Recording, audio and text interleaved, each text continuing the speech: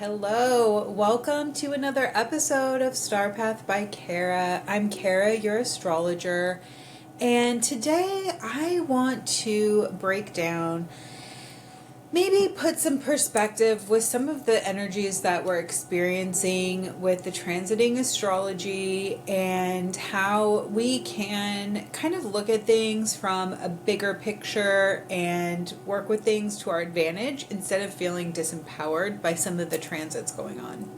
So currently we have the North Node in Pisces.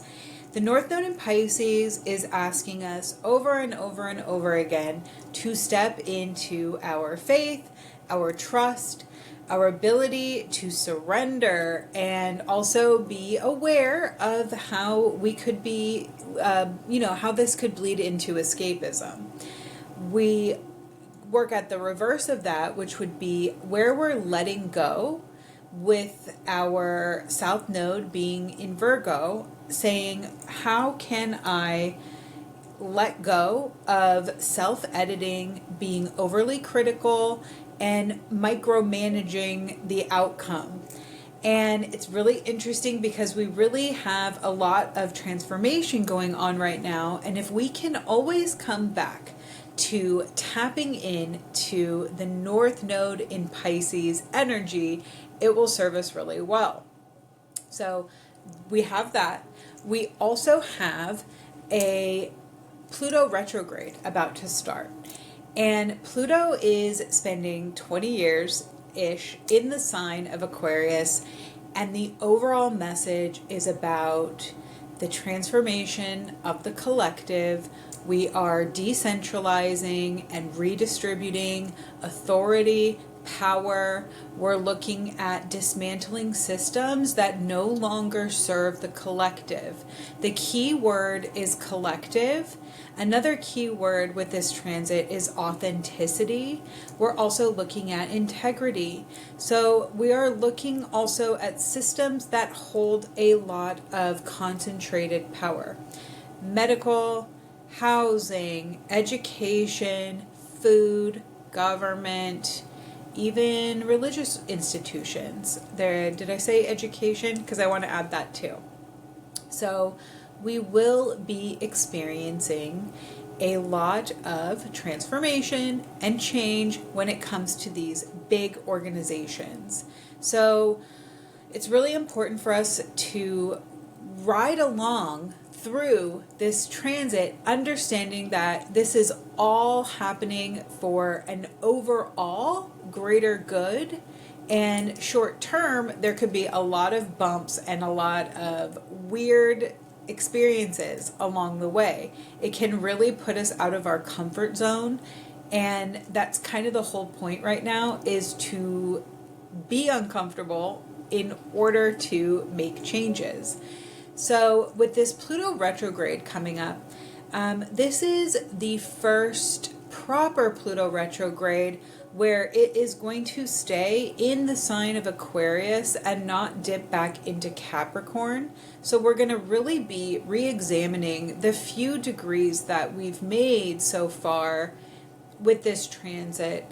And I see that Black Moon Lilith in Scorpio is really going to play a part in the reveals, exposure, disclosure, things coming to light, and things being brought out of darkness that we have previously had hidden or kept from us in the collective.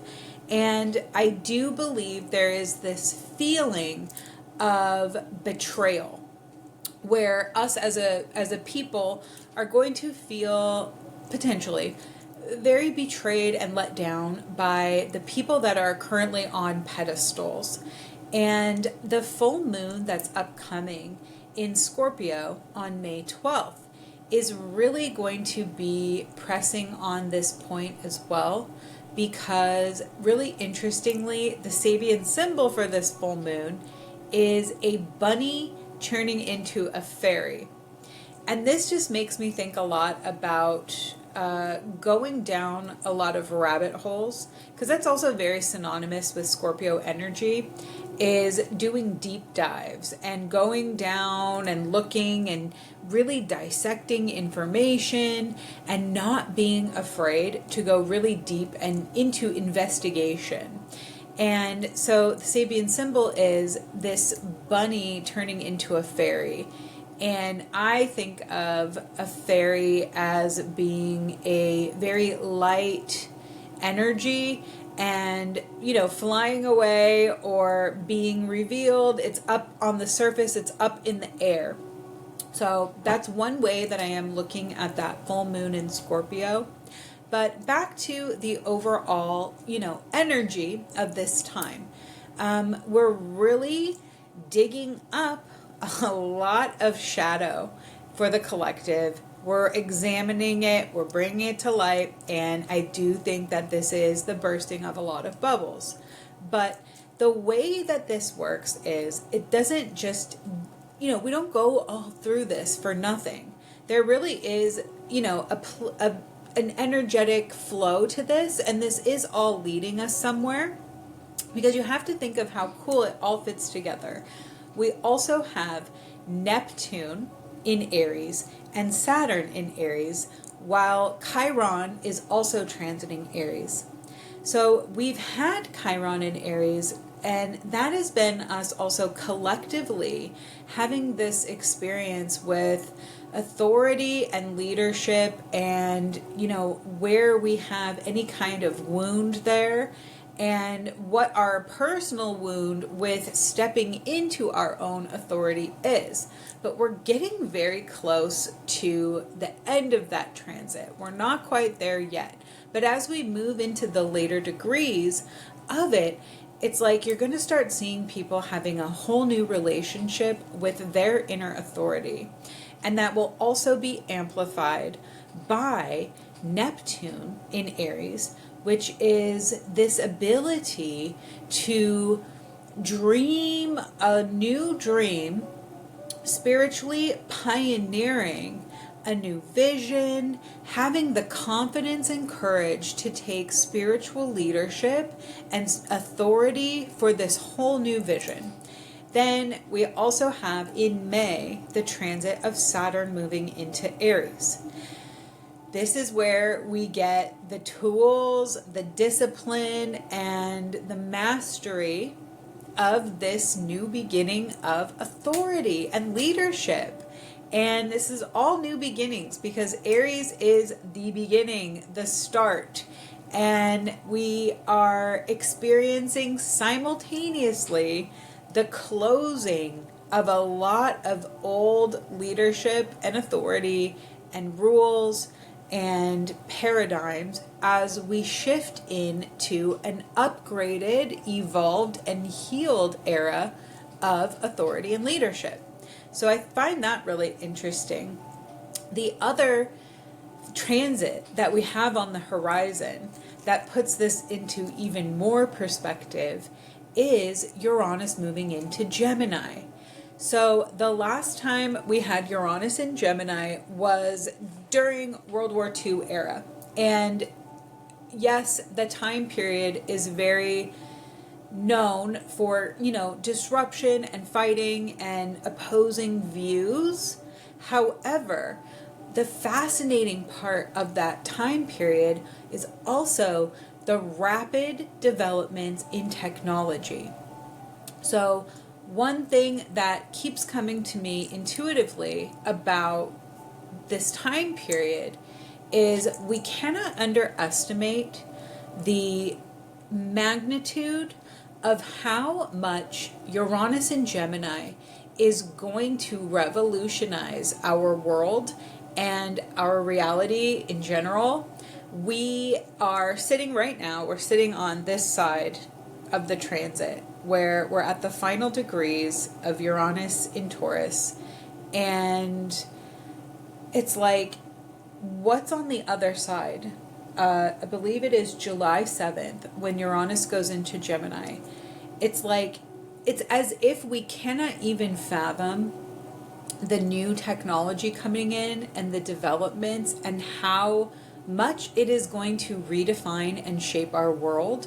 So where we're sort of in some panic about the doors that are closing and the things that are shifting, industries that are changing, people are having to re-envision how they're going to be providing for themselves and supporting themselves. But the way I'm seeing this is that we just have no clue how much we are going to grow and develop with this new technology. So I'm looking around for something, some piece of technology, and I just think of it like this. Okay, so this is just an iPhone, right? And if a caveman was looking at an iPhone, they'd probably just be like, I don't know what to do with this. I don't know. I mean, it's just like kind of useless in that context, right? When you're in survival, trying to find food, and you're fighting the elements. Something like an iPhone is not going to do anything for you, especially if you don't know how to use it.